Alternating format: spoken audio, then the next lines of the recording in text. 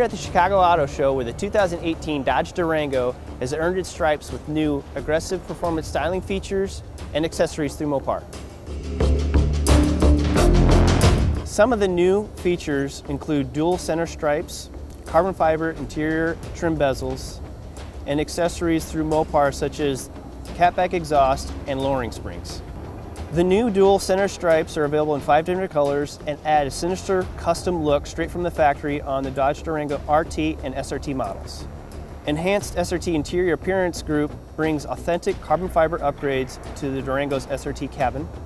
New Mopar performance exhaust systems improve flow and add an unmistakable note. Available on both the Durango RT and SRT models.